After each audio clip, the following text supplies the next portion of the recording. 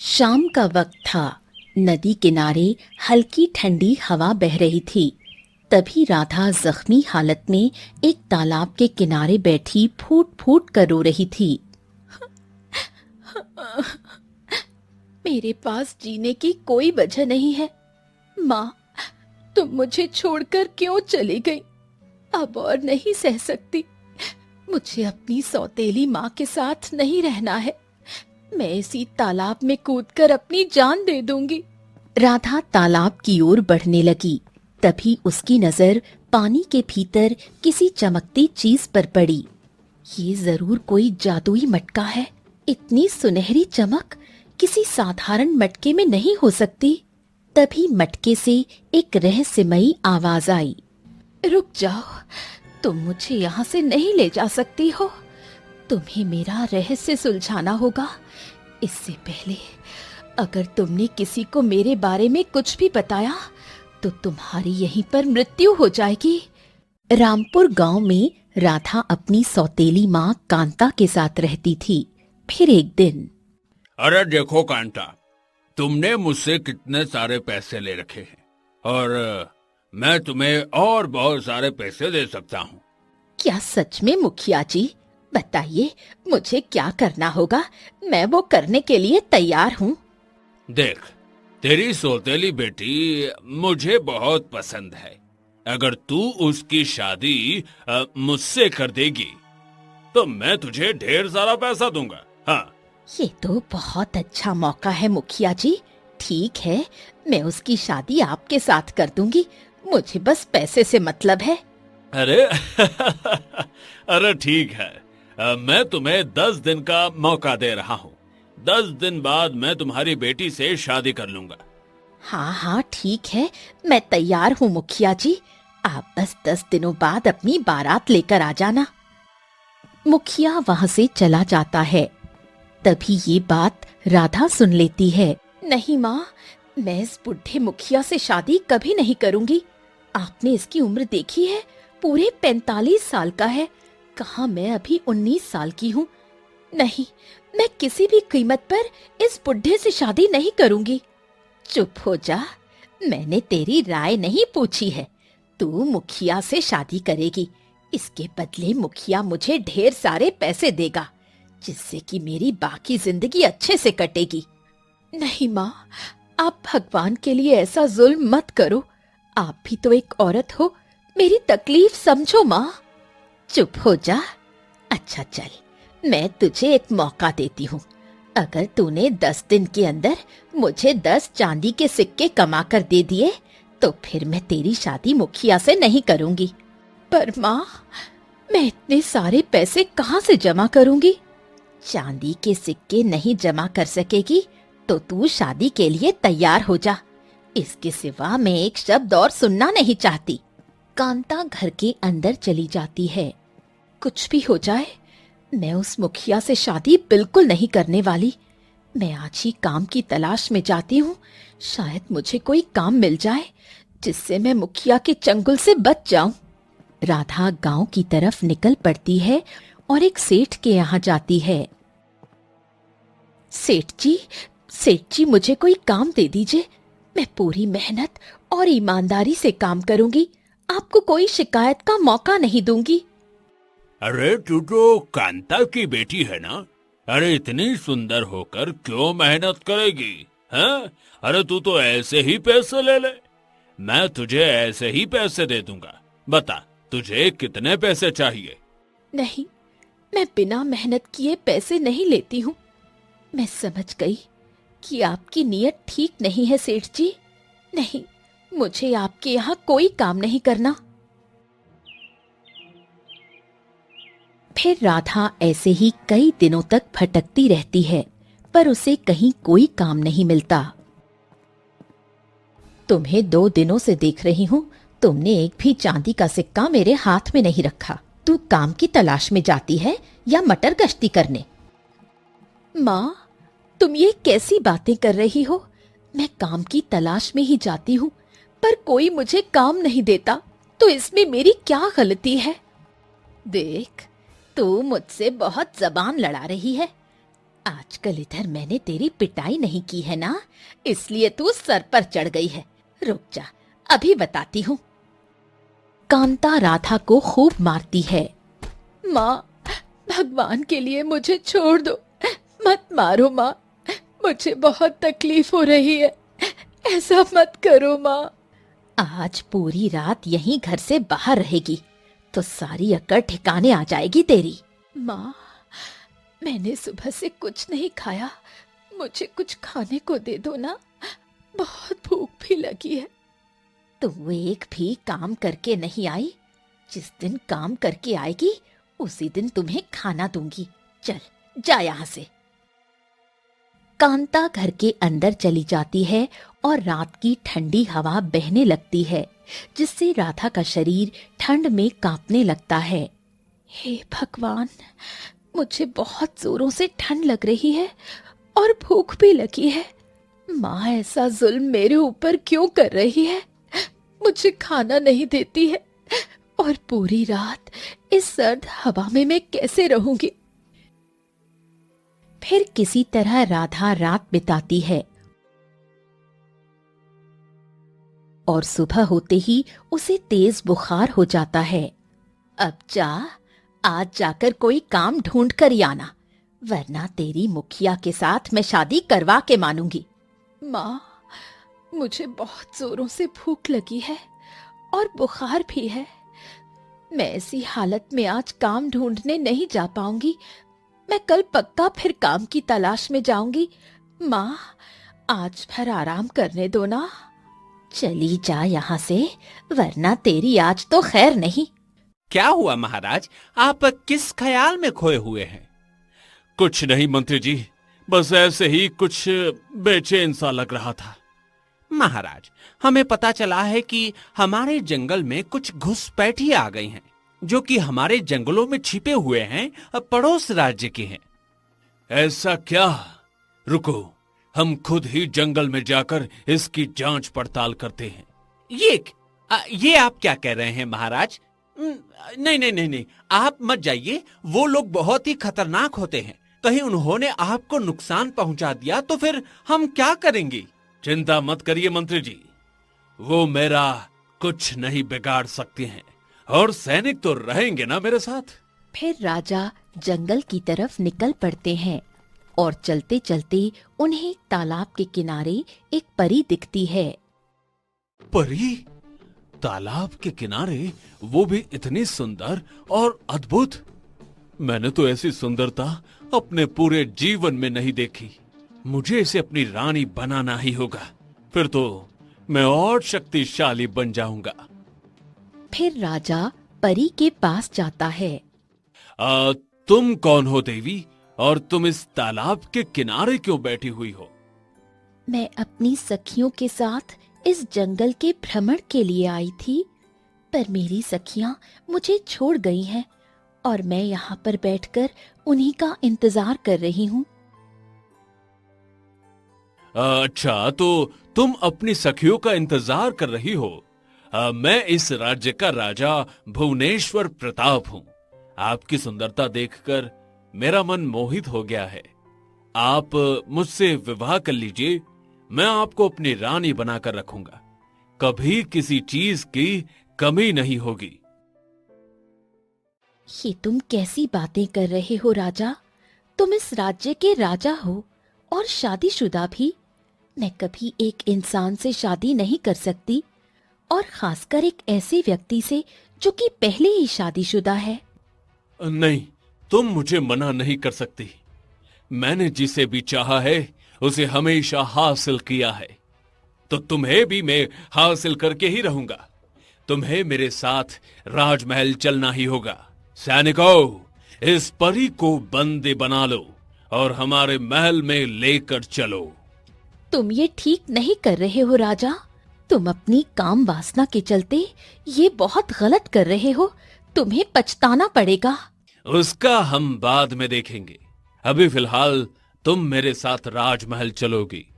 फिर राजा परी को बंदी बनाकर राजमहल ले आता है। महाराज, ये क्या? आपने इस परी को बंदी क्यों बना रखा है?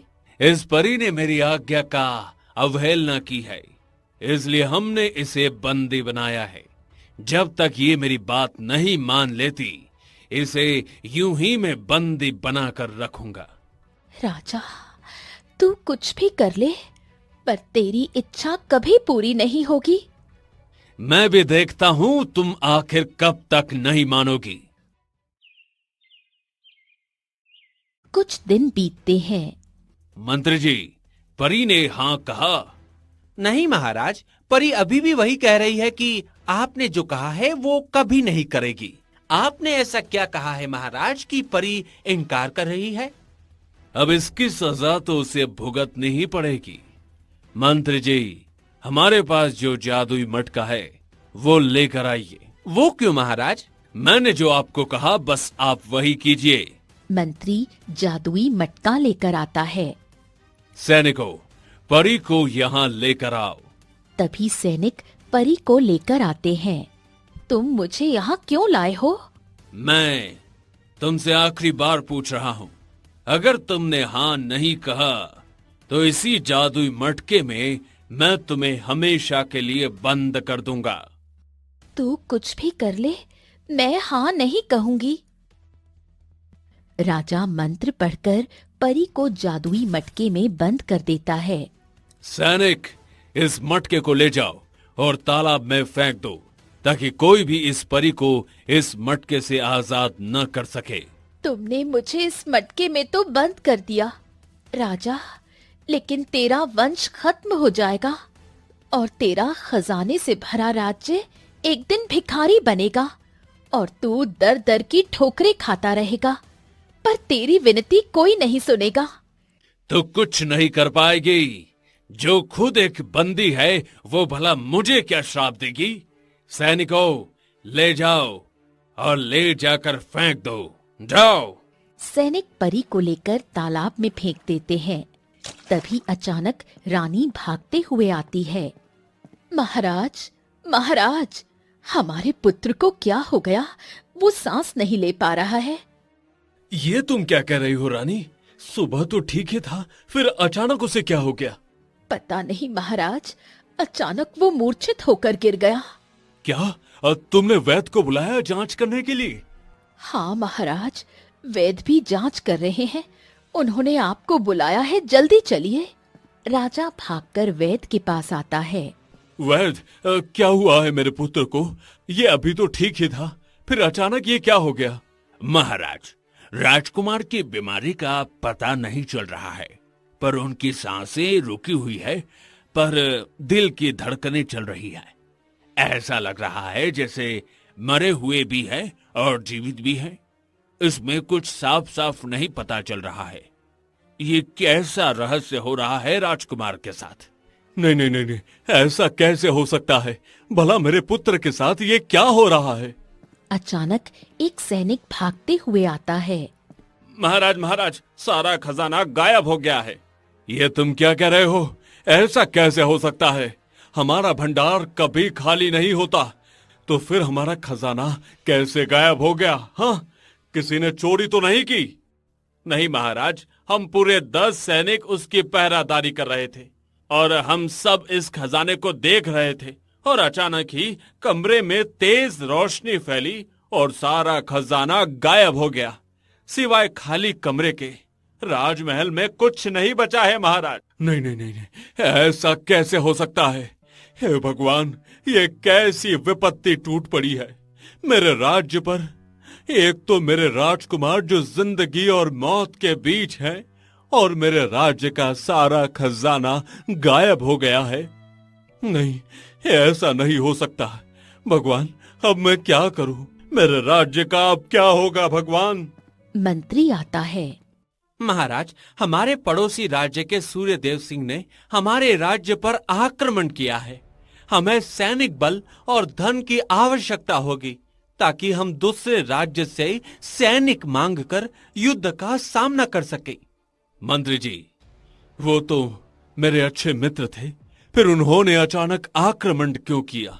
पता नहीं महाराज, हमारे लिए तो 2 दिन पहले ही उन्होंने एक खत लिखा था, जिसमें उन्होंने अच्छा ही समाचार दिया था। फिर अचानक आज उन्होंने खत में दिखाया कि बस कुछ ही दिनों में हमारे राज्य पर आक्रमण करने वाले हैं। अब हमें युद्ध की तैयारी करनी होगी। तभी अचानक पूरे राज्य में सूखा पड़ जाता है, जिससे गांव वाले परेशान हो जाते हैं। अरे भैया, ये कैसी विपत्ति आ गई हमारे राज्य पर है? अरे हमारी इतनी हरी भरी फसल अरे अचानक सूख कैसे गई? अरे ये तो जरूर कोई बड़ा अपशकुन है। हमारे राज्य पर किसी काले साए का असर है। चलो हम महाराज के पास जाकर कहते हैं कि वो जरूर कुछ करे, वरना हम सब भूखे मर जाएंगे। हाँ हाँ हाँ भाई, ठीक कह रहे हो। चलो हम महाराज के पास चलते हैं, वो जरूर रास्ता दिखाएंगे। सभी गांव वाले महाराज के पास जाते हैं। तुम सब किस लिए आए हो? क्या हुआ? सब ठीक तो है ना? अरे महाराज, हम क्या बताएं आपको। 2 दिन पहले हमारी फसल इतनी अच्छी थी कि कुछ दिनों में तैयार होने वाली थी, तो हमारे बीवी बच्चे वही साल भर फसल खाते, लेकिन हमारी सारी फसल सूख गई। पूरे खेतों में दरार पड़ गई। ऐसा लग रहा है जैसे सदियों से बारिश नहीं हुई हो। महाराज, हमारी सारी फसल सूख गई। अगर ऐसा ही चलता रहा तो हमारे बीवी बच्चे सब भूखे रहेंगे और हम सबको आत्महत्या करने पड़ेगी। कोई रास्ता निकालिए महाराज, वरना हमें राज्य छोड़कर पलायन करना पड़ेगा। नहीं नहीं नहीं नहीं, तुम सबकी विपत्ति का मैं कोई न कोई हल निकालूंगा। तुम सब जाओ, मैं कोई उत्तर ढूंढता हूँ। महाराज, अगर आपने कुछ दिनों में कुछ नहीं किया तो हम सब ये राज्य छोड़कर चले जाएंगे और फिर कभी लौटेंगे नहीं। सभी गांव वाले चले जाते हैं। राजा परेशान होकर सर पीटता है। अब मैं क्या करूं? ये सब क्या हो रहा है? मेरा पुत्र बिस्तर से उठ नहीं रहा है और वो सांस भी नहीं ले रहा है, लेकिन दिल की धड़कनें चल रही है और मेरा खजाना भी खाली हो गया। पड़ोसी राज्य का आक्रमण भी होने वाला है और अब ये नई प्रजा की विपत्ति। अरे ये सब क्या हो रहा है मेरे साथ? अचानक साधु महाराज राजा के सामने प्रकट होते हैं। साधु महाराज, आप यहाँ? मुझे कोई रास्ता दिखाइए महाराज, मैं पूरी तरह से टूट गया हूँ। राजा साधु महाराज के पैर पकड़ लेता है। राजन, ये सब तुम्हारे ही कर्मों का फल है। तुमने जो परी के साथ किया, उसी का दंड तुम्हें मिल रहा है। महाराज, हमें इस विपत्ति से निकलने का कोई रास्ता बता दीजिए। मेरा पुत्र भी अपनी आखिरी सांसें ले रहा है, पता नहीं कब वो मर जाएगा। कुछ तो बता दीजिए महाराज। मेरा राज्य हर तरह के संकट से घिरा हुआ है महाराज, कुछ सहायता कीजिए मेरी। अब भी आशा बाकी है। जंगल के उस पार तालाब के किनारे एक गरीब लड़की रहती है। वही तेरे बेटे को जीवित कर सकती है और राज्य को जीवन दान दे सकती है। लेकिन ये कैसे हो सकता है साधु महाराज? भला एक मामूली सी लड़की ये सब कैसे कर सकती है? तुम्हारे पाप कर्म उसी लड़की के नेक दिल से धुलेगा, और वो अनाथ है तो उसके जैसे निर्मल लड़की तुम्हें कहीं नहीं मिलेगी। मैं कैसे पहचानूंगा उसे? जब तुम उसे पहली बार देखोगे तो पहचान जाओगे। फिर साधु वहाँ से चले जाते हैं। ठीक है, अगर यही एक रास्ता है तो मैं उसे जरूर ढूंढने जाऊंगा, अपने पुत्र और अपने राज्य के लिए। राजा राजमहल से निकलकर घने जंगल को पार करते हुए आगे बढ़ता है। वहीं दूसरी तरफ, आज कैसे भी करके मुझे काम ढूंढना ही होगा। राधा काम ढूंढते ढूंढते मुखिया से टकरा जाती है। अरे राधा, अरे तू यहाँ क्या कर रही है? अरे हम दोनों की शादी होने वाली है कल, जाकर अच्छे से तैयारी करो। हैं? नहीं, मैं किसी भी कीमत पर तुमसे शादी कभी नहीं करने वाली। तुम कुछ नहीं कर सकती हो।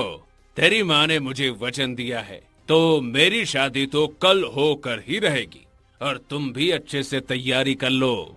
और ये क्या काम की तलाश में भटक रही है? कई दिनों से मैं देख रहा हूं कि तुम सबसे काम मांगती फिर रही हो, पर कोई तुम्हें काम नहीं देगा। मैंने पूरे गांव वालों को धमकी दी है, अगर किसी ने तुम्हें काम दे दिया तो मैं उसका जीवन हराम कर दूंगा। मुखिया हंसता हुआ वहां से चला जाता है। तभी राधा दिन भर काम की तलाश करती है, पर उसे कोई काम नहीं देता। फिर वो थक हार कर घर वापस आती है। आज भी तुझे कोई काम नहीं मिला ना? जा, अब जल्दी से शादी की तैयारी कर ले। कभी नहीं माँ, आप मुझे मार कर फेंक दो, पर मैं मुखिया से शादी नहीं करूंगी। तू मुझसे जबान लड़ाती है? रुक जा, आज मैं तेरी जबान काट कर फेंक दूंगी। कांता उसे बहुत मारती है, जिससे राधा बुरी तरह से घायल हो जाती है। कल तेरी शादी है, तो आज फिर तू पूरी रात घर के बाहर सोएगी। कांता घर के अंदर चली जाती है।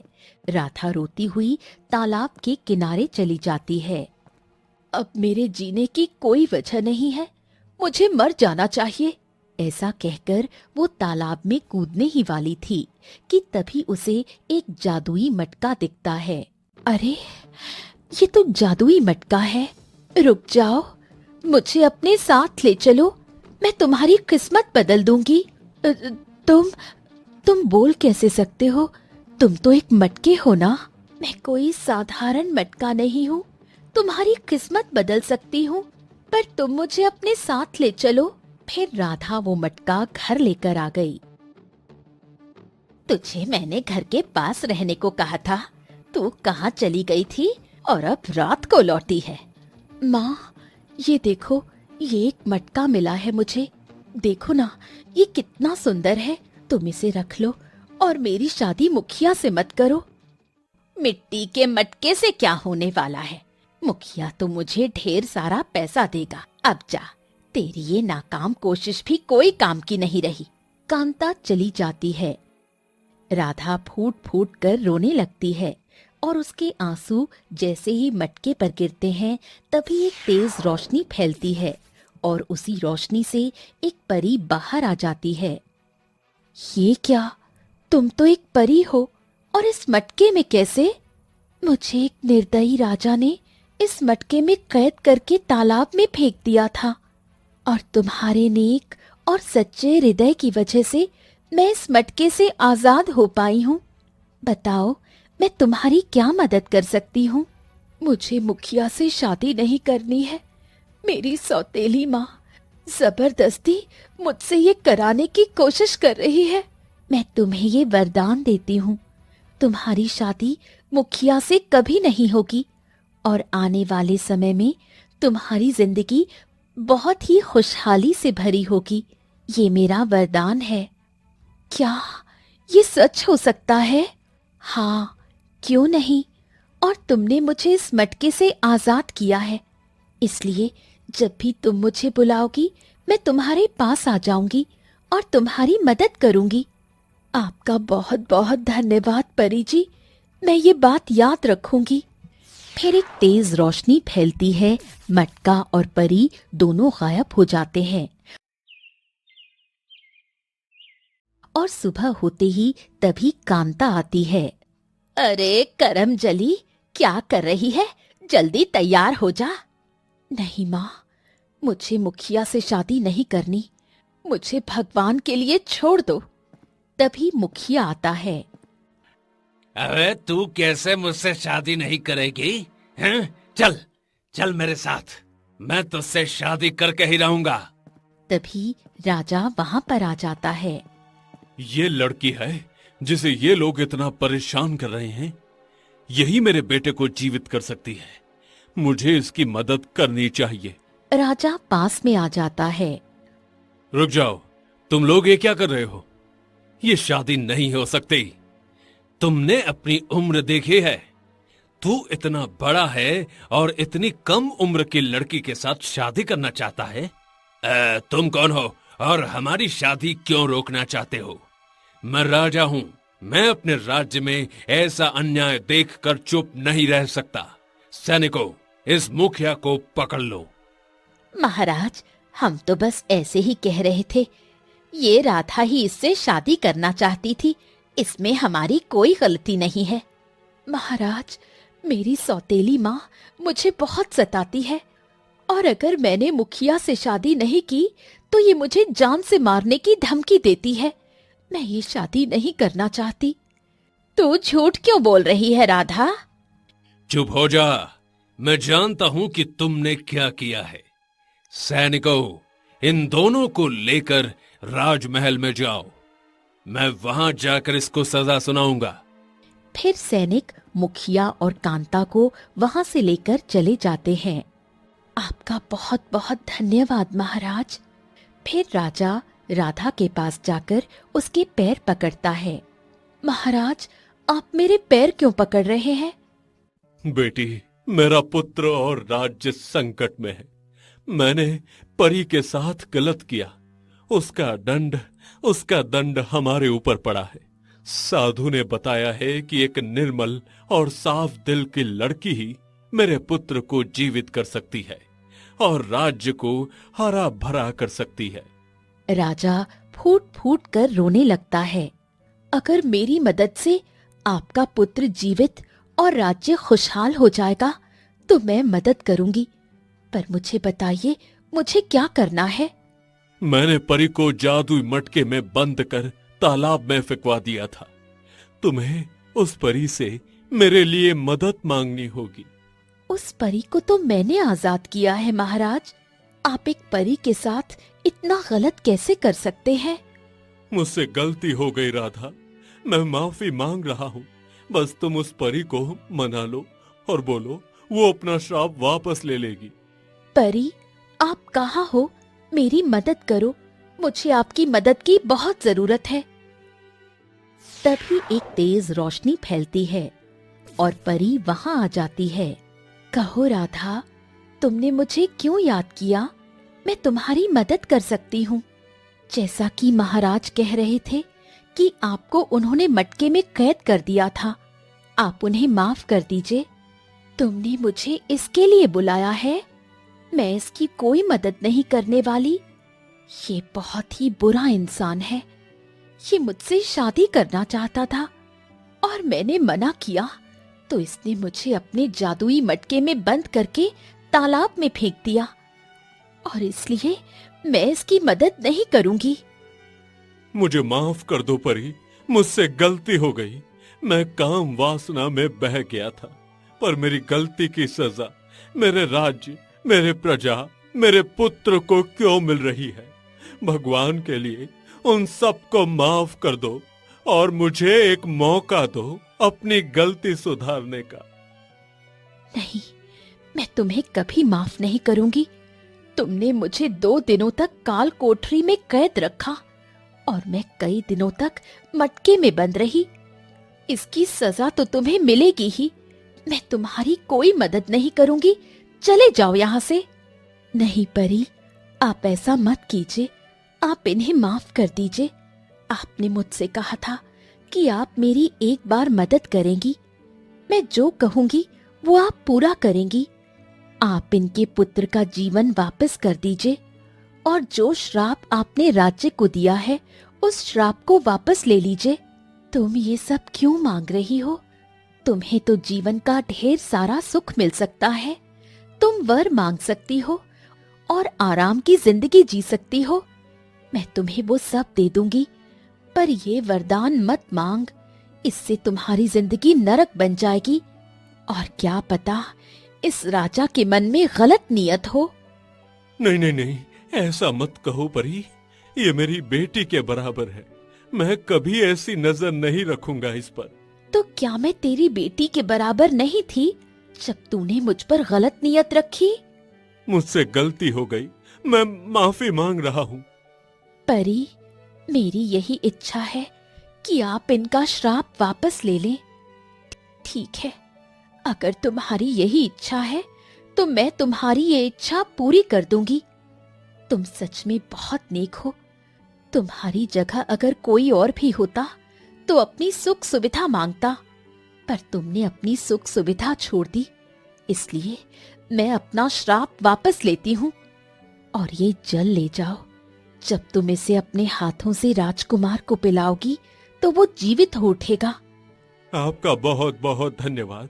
अब मेरा बेटा और मेरा राज्य सभी सुखी हो जाएंगे। फिर परी चली जाती है। महाराज, अब मैं क्या करूं? इस जल का क्या करना है? जैसे परी ने कहा था, तुम्हें ये जल अपने हाथों से मेरे बेटे को पिलाना होगा। चलो चलो मेरे साथ। फिर राजा राधा को लेकर अपने राज्य लौट आता है। महाराज, महाराज, राजकुमार किसी भी वक्त मर सकते हैं। महाराज, वो अपनी अंतिम सांस ले रहे हैं। चिंता मत करो मंत्री, अब हमारे राजकुमार को कुछ नहीं होगा।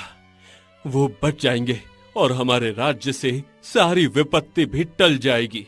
राधा, तुम ये जल लेकर मेरे बेटे को पिला दो। मेरा बेटा ठीक हो जाएगा। हाँ महाराज, क्यों नहीं।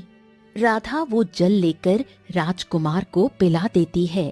तभी राजकुमार पूरी तरह से स्वस्थ हो जाते हैं। ये कैसा चमत्कार है! मेरा पुत्र जल पीते ही ठीक हो गया। ये कोई साधारण जल नहीं था। और ये लड़की कौन है महाराज? कहीं आपने इसके साथ भी तो...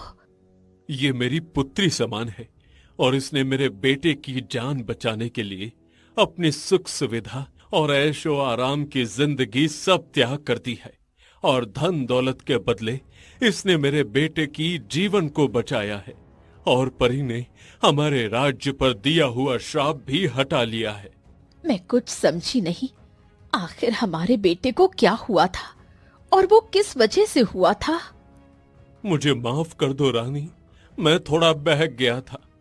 परी की सुंदरता ने मुझे मोहित कर लिया था और मैं उसे पाने के लिए उसे 2 दिनों तक बंदीगिरी में रखा।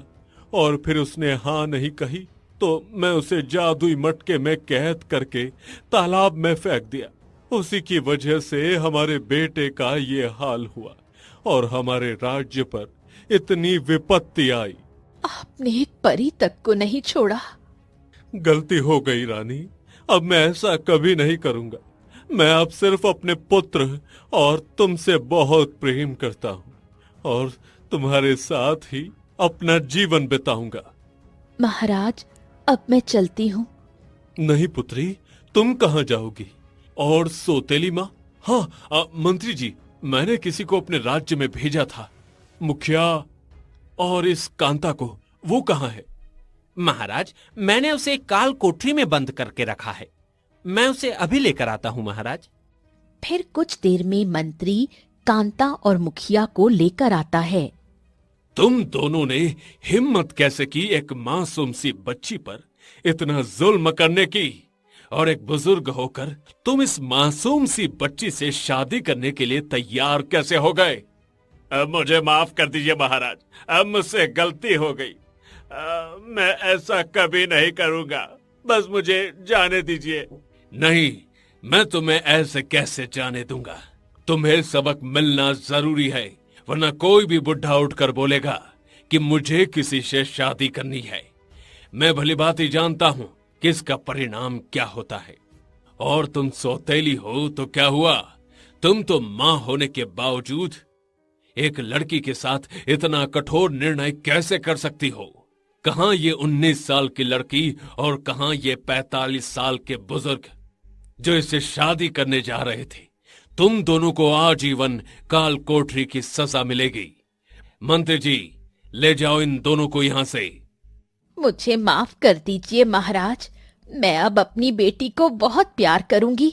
मुझे एक मौका दे दीजिए। नहीं, तुम्हें अब एक मौका भी नहीं दिया जाएगा। मंत्री कांता और मुखिया को काल कोठरी में बंद कर देते हैं। अब मैं खुशी खुशी जी सकती हूँ महाराज, आपने मुझे न्याय दिला दिया। ये बहुत ही नेक लड़की है महाराज, इसने आपको सही रास्ता दिखा दिया और हमारे बेटे को ठीक कर दिया। हमारे राज्य पर लगा श्राप भी ठीक हो गया। हमें भी इसके लिए कुछ करना चाहिए। हाँ, तुम ठीक कह रही हो रानी। बेटी, तुम कहीं नहीं जाओगी। आज से तुम मेरे राजकुमार की पत्नी बनकर इसी राजमहल में रहोगी। तभी राजकुमार को भी होश आ जाता है। पिताजी, मुझे क्या हुआ था? कुछ नहीं पुत्र, बस तुम्हारी तबीयत खराब थी। इस राधा ने तुम्हारी जान बचाई है और मैंने इसके साथ तुम्हारे विवाह करने का निर्णय तय किया है। पिताजी, अगर इसने मेरी जान बचाई है तो मैं भी विवाह करने के लिए तैयार हूँ, क्योंकि मुझे भी एक सीधी सादी लड़की ही पसंद है और मैं इसे दुख नहीं देना चाहता। मैं वचन देता हूँ कि मैं सिर्फ तुमसे प्यार करूंगा। ये तो मैंने सपने में भी नहीं सोचा था कि मैं इतने बड़े राज्य की बहू बनूंगी। मैं सच में बहुत खुश हूँ। फिर कुछ दिनों में राजा अपने बेटे की शादी राधा से कर देते हैं और उसके बाद सभी खुशी खुशी रहने लग जाते हैं। तो दोस्तों, कहानी कैसी लगी कमेंट बॉक्स में जरूर बताइए। चैनल को जरूर सब्सक्राइब कीजिए।